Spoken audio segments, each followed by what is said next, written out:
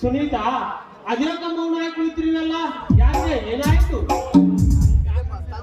ಮತ್ತಿಂಗಾಡ್ಬೇಕ್ರಿ ಹಾಳದ ಮನೆ. ಮಾತಾಡಿ ಮಾನ ಕಳೆದುಕೊಳ್ಳೋದಕ್ಕಿಂತ ಮೌನವಾಗಿರುವುದೇ ಲೇಸಲ್ವೇನು?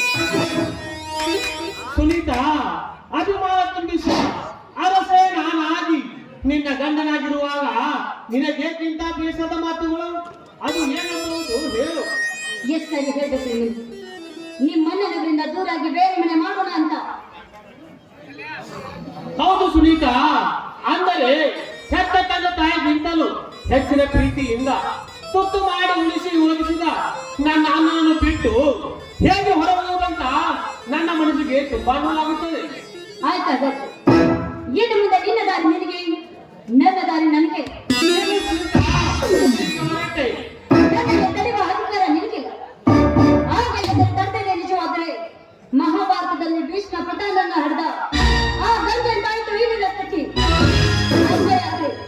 ರೇಪಕದಿಂದ ತಾಳಿ ಮಾಡಲು ಸೇರಬೇಕೆಂದು ಹೊರಟ ಗಂಗಾ ಮಾತೆ ನಾನು ಯಾವ ದರಕ್ಕೆ ಸೇರ್ತೀನಿ ಅಂತ ಯಾವತ್ತೂ ಹೇಳೋದಿಲ್ಲ. ಆದರೂ ಮುಂದೆ ಬಿಚ್ಚಿ ಹೇಳುವುದು ಸತಿಯ ಧರ್ಮ. ಎತ್ತಲ್ಲಿ ಹೇಳಬೇಕ್ರಿ ನಿಮ್ಗೆ. ಈ ಮನೆ ಬಿಟ್ಟು ನಿಮ್ಮ ಮನೆಯಿಂದ ದೂರಾಗಿ ಬೇರೆ ಮನೆ ಮಾಡೋಣ ಅಂತ ಎಷ್ಟು ಹೋಗ್ತೀರೋ ಇಲ್ಲ? ಸ್ವಲ್ಪ ಸಮಯ ಕೊಡು ಸುನೀತಾ. ನಿಮ್ಮನ್ನು ಅವರು ಅರ್ಜೆಂಟ್ ಬರಲಿಕ್ಕೆ ಹೇಳಿದ್ದಾರೆ. ನಾನು ಹೋಗಿ ಬಂದ ಮೇಲೆ ನಿನ್ನ ಮಾತು ನಡೆಸಿಕೊಡುತ್ತೇನೆ. ಸತ್ಯವಾಗಿ ನನ್ನ ಆದಾಗ್ಯೂ ಬನ್ನಿ. ಹಾಗಾದ್ರೆ ಬೇಸರವಾದ ನಿನ್ನ ಮನಸ್ಸು ಕರೆಯುವುದಕ್ಕೆ ಮೆರುಗು ಕೊಟ್ಟಂತಾಯ್ತು. ಬನ್ನಿ ರಾಜು.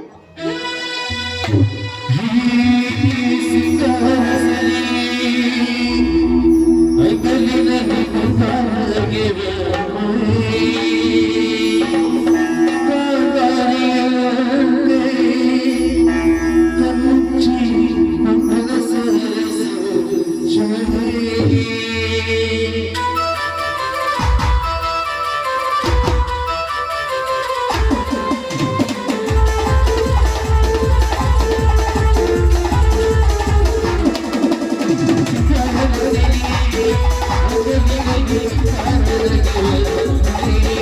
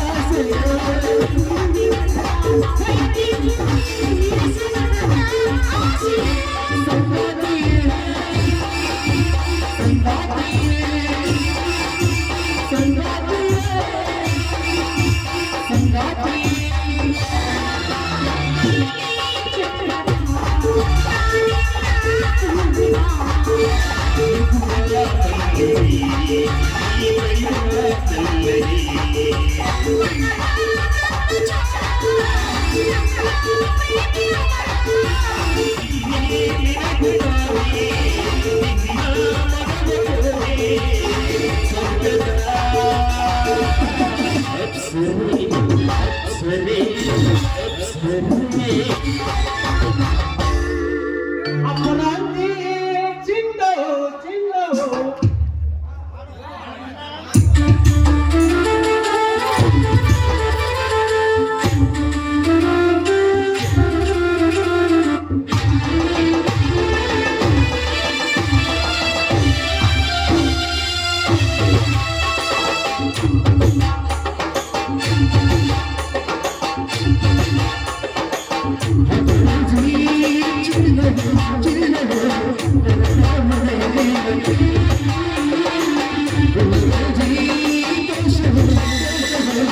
Yeah.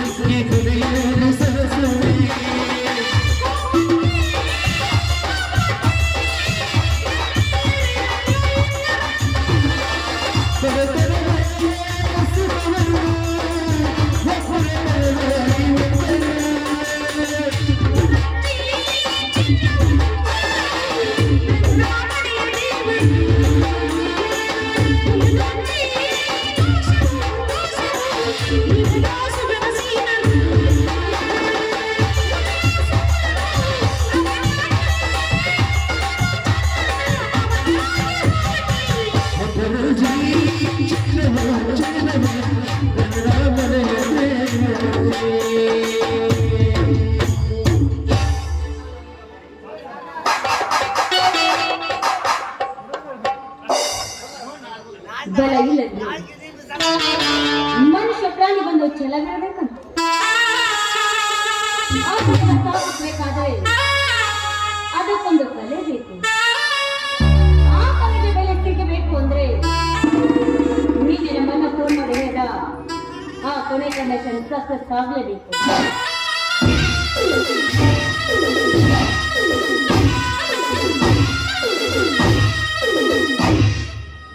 ಸುನೀತಾ ಸುನೀತಾ ಯಾಕಮ್ಮ ವಿಚಾರದಲ್ಲಿ ಮಗ್ನವಾಗಿ ಬಿಟ್ಟಿರಲ್ಲ? ಯಾಕೆ ಮೈಯಲ್ಲಿ ವಿಚಾರಲ್ಲ ತಾನೆ? ಹೇಳಮ್ಮ, ಡಾಕ್ಟರನ್ನು ತೆಗೆದುಕೊಂಡು ಬರಬೇಕು. ಚೇಚೆ ಹಾಗೇನಿಲ್ಲ, ಇದೊಂದು ಮನೋರೋಗದ ಮಹಾಕಾಯಿಲೆ. ಈ ಕಾಯಿಲೆಗೆ ಯಾವ ಡಾಕ್ಟರ್ ಎಂದು ವಾಸಿ ಆಗಲ್ಲ. ಅದಕ್ಕೆ ನೀವೇ ಡಾಕ್ಟರ್ ಆಗಿ ನೀವೇ ಚುಚ್ಚು ಮದ್ದು ಕೊಟ್ರೆ ತಾನೇ ವಾಸಿ ಆಗಲ್ಲ. ಅದಾವಲ್ಲಮ್ಮ ನಿನ್ನ ಮನೋರೋಗದ ಕಾಯಿಲೆ. ಅದು ನನ್ನಿಂದ ಗುಣವಾಗಬೇಕೆಂದರೆ ಅದನ್ನು ಸತ್ಯವಾಗಲು ನೆರವೇರಿಸಿಕೊಳ್ಳಬೇಕು. ಮಾತು ಕೊಟ್ಟ ಮತಿ ಹಿಂದೆನಾಗುವ ಈ ಧರ್ಮರಾಜನ ಚರಿತ್ರೆಯಲ್ಲಿ ಇಲ್ಲ.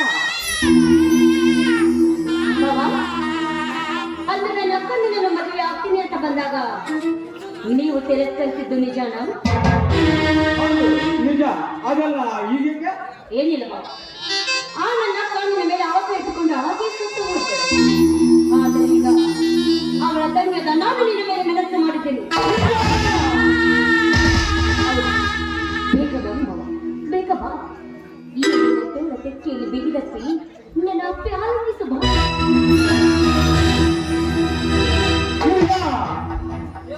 ದೇವರ ತಿರುವ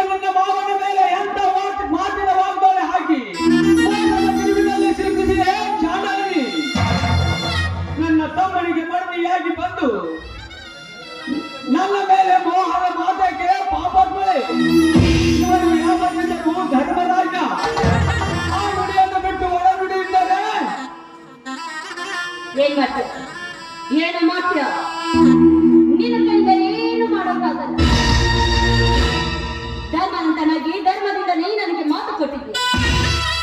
ಕೊಟ್ಟ ಮಾತಿನಂತೆ ಕೊಟ್ಟ ಮಾತನ್ನು ನಡೆಸಿಕೊಡಬೇಕೆ ವಿನಃ ಈ ರೀತಿ ತಿರುಗಿ ಬಿದ್ದು ಮಾತಿನ ಮೇಲೆ ತಿರುಗಬಾರದು. ಸುನೀತಾ ಸುನೀತಾ ಸುನೀತಾ,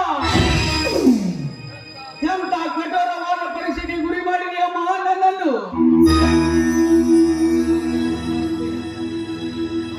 ಮಡದಿಯಾಗಿ ಬಂದ ನನ್ನ ಮಗಳಂತೆ ಇರುವ ನಿನಗೆ ನಾನು ಕಣ್ಣು ಹಾಕಲೇ ಬೇಡಮ್ಮ, ಬೇಡ. ನಾನು ಮಾತು ಕೊಟ್ಟ ಪ್ರತಿಕಾರಕ್ಕಾಗಿ ನಿನ್ನ ಕಾಲ ನೂಕುವೆ. ಆದರೆ ನನ್ನ ಈ ಧರ್ಮರಾಜರ ಹೆಸರಿಗೆ ಕಳಂಕ ಹಚ್ಚಬೇಡಮ್ಮ, ಹಚ್ಚಬೇಡ.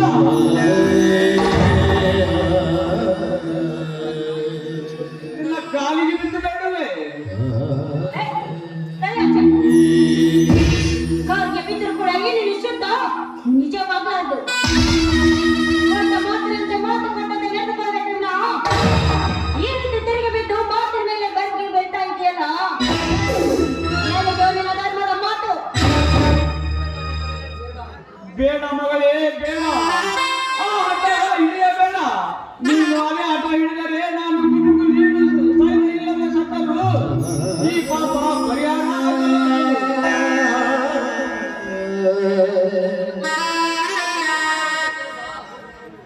ಬೇಡಮ್ಮ.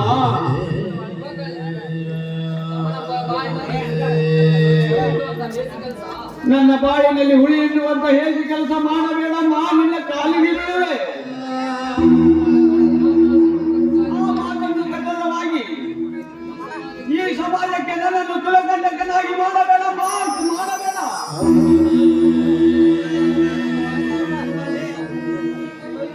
ಈ ಪವಿತ್ರ ನೆಲದಲ್ಲಿ ಅಪವಿತ್ರ ಪಾದ ಹಾಕಿಸಬೇಡಮ್ಮ, ಹಾಕಿಸಬೇಡ.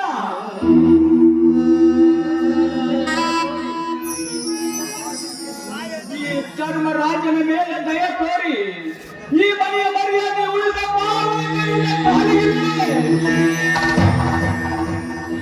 ಆಯ್ತು ಮಾವ, ಇರ್ಲಿ ನೋಡು. ನಾನು ಮನೆಗೆ ಬರೋದಕ್ಕಿಂತ ಮುಂಚೆ ನಮ್ಮ ಮನೆಯ ಕೂಡ ಕಂಡೀಷನ್ ಆಗಿತ್ತು. ಆ ಕಂಡೀಷನ್ ಹೇಳಿದವನಿಗೆ ಬಾಕಿ ಇತ್ತಲ್ಲ ಮಾವ, ಆ ಮಾತೇನಾದ್ರೂ ನೀ ನಡೆಸ್ಕೊಟ್ರೆ ಈ ಮಾತನ್ನು ನಾನು ಹಿಂದೆ ನಿಂತ್ಕೊಳ್ತೀನಿ. ಇಲ್ಲ ಅಂದ್ರೆ ಆ ಮಾತನ್ನು ನಡೆಸಿಕೊಡ್ದೆ ಹೋದ್ರೆ ನೀ ನಾನು ಅದೇ ಸುಖ ಅನುಭವಿಸ್ಬೇಕು ಒಂದು, ಇಲ್ಲ ಕೊಟ್ಟ ಮಾತನ್ನು ಉಳಿಸ್ಕೊಳ್ಬೇಕು ಒಂದು. ಏನು ಮಾವ, ಯಾಕೆ? ಆಯ್ತಮ್ಮ, ಆಯ್ತಮ್ಮ. ಈಗ ನನ್ನ ಪ್ರೇಮ ಬಂಧನದಿಂದ ಪಾರು ಮಾಡಿದರೆ ಸಾಕು. ಅದೇನೇ ಇದ್ದರೂ ನಾನು ನಿಮ್ಮಣ್ಣನ ಕಂಡೀಷನ್ಗೆ ಒಪ್ಪಿಕೊಳ್ಳುತ್ತೇನೆ. ಆಯ್ತು. ಆ ಕೊನೆ ಕಂಡೀಷನ್ ಏನು ಅಂದ್ರೆ ಅದು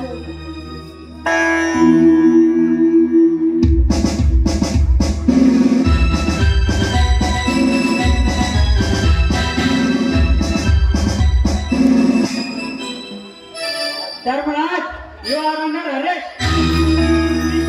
ಅರೆಸ್ಟ್ ಮಾಡಿದ್ರಣ್ಣ. ಏನು ತಮ್ಮ, ಒಮ್ಮೆಲೆ ಸಾಯ್ಬನಾಗಿ ಬಂದು ನನ್ನೆಲ್ಲ ಅರೆಸ್ಟ್ ಮಾಡ್ತೀಯಲ್ಲ, ಏನು ಹುಡುಗಾಟ ಮಾಡ್ತಿದ್ದೀಯಾ? ಹುಚ್ಚು ಬಾಣ, ನಿನಗೆ ಅಣ್ಣನೆಂದು ಹೇಳಲಿಕ್ಕೆ ನನಗೆ ನಾಚಿಕೆ ಆಗ್ತಾ ಇದೆ. ಮಾಡಬಾರದ ಏಸಿ ಕಾರ್ಯ ಮಾಡಿ ಪಡೆದ ತಮ್ಮನ ಮುಂದೆ ನಾಟಕ ಮಾಡ್ತಾ ಇದ್ದೀಯಾ?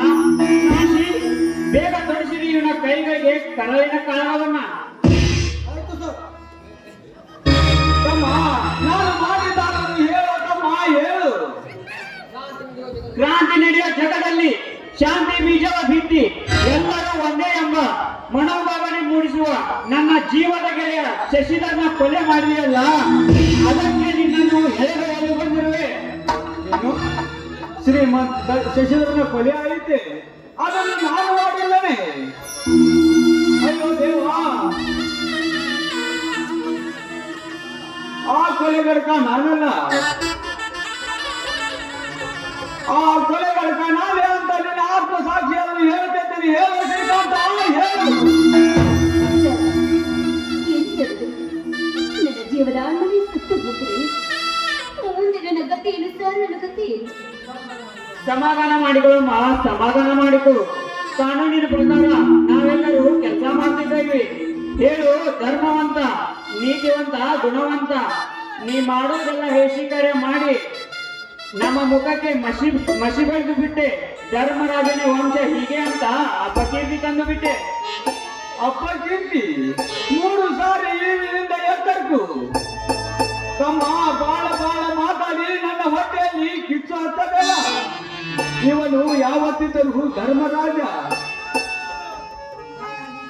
ನ್ಯಾಯ, ನೀತಿ, ಧರ್ಮ, ಅಹಿಂಸೆ ಎಂಬ ಈ 5 ವರ್ಷಗಳ 25 ವರ್ಷ ನಿತ್ಯ ನಿನ್ನ ತುರ್ತು ಮಾಡಿ ಉಳಿಸಿದ ಕೈಗಳು ಎಂದಾದರೂ ಕೊಲೆ ಮಾಡುದಂತ ಹೇಳೋ ಶ್ರೀಕಾಂತ, ಹೇಳು. ನಿನ್ನ ಮಾತಿನ ಒಗಟು ನನಗೆ ಬೇಕಾಗಿಲ್ಲ. ಮರ್ಯಾದೆಯಿಂದ ಒಪ್ಪಿಕೊಳ್ಳದಿದ್ದರೆ ಇದೇ ಪೊಲೀಸ್ಗಳಿಂದ ನಿನ್ನ ಮೈ ಚರ್ಮ ಸುಲಿದು ಬಿಡ್ತೇನೆ. ಹೊಡಿಯಪ್ಪ ಹೊಡಿ, ನಿನ್ನ ಮನಸ್ಸಿಗೆ ತೃಪ್ತಿಯಾಗುವಷ್ಟು ಹೊಡಿ. ಆದರೆ ಆ ಕೊಲುಬದುಕ ನಾನೇ ಅಂತ ಈ ಸಮಾಜದಲ್ಲಿ ನನ್ನನ್ನು ಕುಲಕಟ್ಟಕನಾಗಿ ಮಾಡಬೇಡ.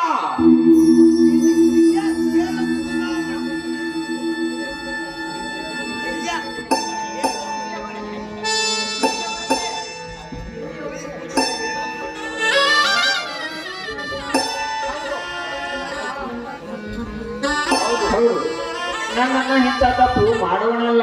ಇದರಲ್ಲೇನು ಮೋಸನೇ ಇದೆ. ತುತ್ತು ಮಾಡಿ ಹೆತ್ತ ತಂದೆ ತಾಯಿಯಂತೆ ಉಳಿಸಿ ಬೆಳೆಸಿ ಓದಿಸಿ ಈ ಹುದ್ದೆಯನ್ನು ಕೊಡಿಸಿದ ಅಣ್ಣನನ್ನು ಎಳೆದೊಯ್ಯಲಿ, ಛೇ, ಇದು ಮಹಾ ಅಪರಾಧ. ಇದರಲ್ಲೇನು ಮೋಸನೇ ಇದೆ ನಿಜ. ತಮ್ಮ ಜನಗಳ ನ್ಯಾಯ ರಕ್ಷಣಕ್ಕಾಗಿ ಕೊಟ್ಟ ಈ ನಿನ್ನ ಖಾಕಿ ನ್ಯಾಯ ಮಾರ್ಗಕ್ಕೆ ಸಮ್ಮತವಾಗಿರಲಿ.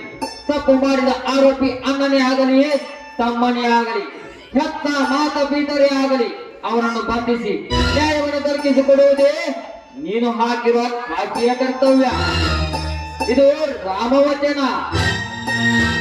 ಅಣ್ಣ, ಬೇಗ ಹೇಳು, ಈ ಕೊಲೆಗೆ ಕಾರಣ ಯಾರು ಅಂತ.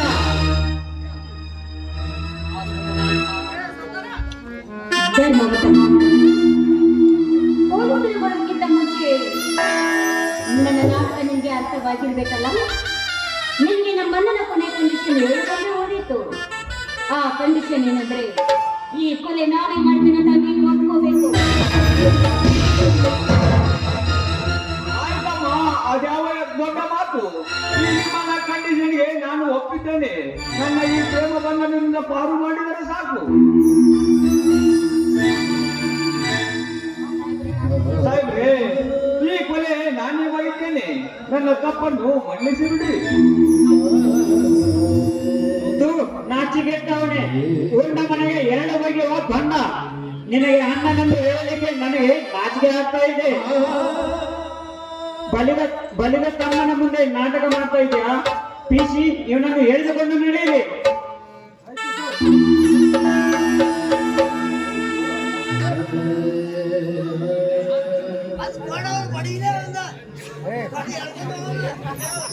ಅದು ಸಣ್ಣವನಾದ ಅದು ನಿನಗೆ ಹೇಗೆ ಅರ್ಥವಾಗುತ್ತೈತೆ ತಮ್ಮ? ಅರ್ಥವಾಗುತ್ತೈತಿ.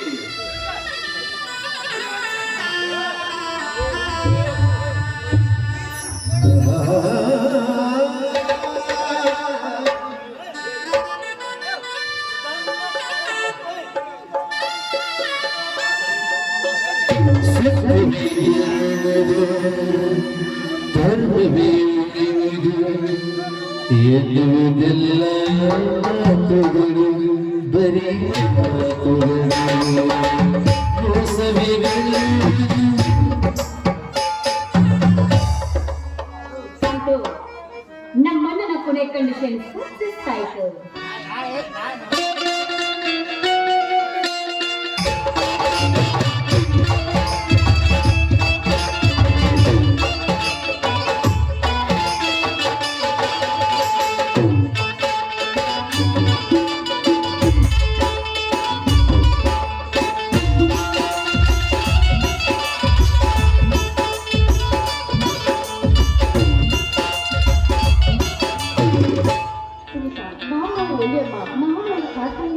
ಅಯ್ಯೋ ಪಾಪ,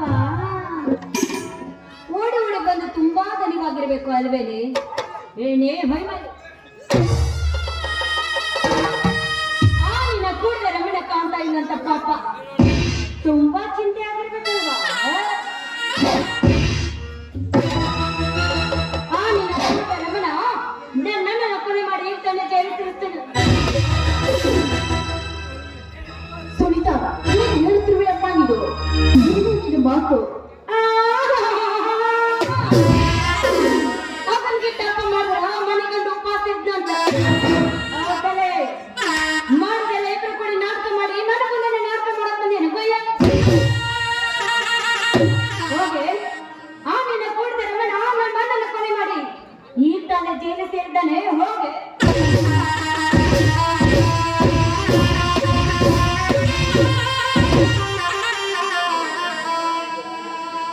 ಅಯ್ಯೋ ಶಿವ ಶಿವ, ಕೇಳಲಾರೆ ತಂದೆ, ಕೇಳಲಾರೆ ಇಂಥ ಬಿರುನುಡಿಗಳನ್ನು. ಯಾಕೆ ಯಾಕೆ ಇಂಥ ಮಾತು? ಇನ್ನು ಏನೇ ನೋಡ್ತಾ ಇದ್ಯಾ?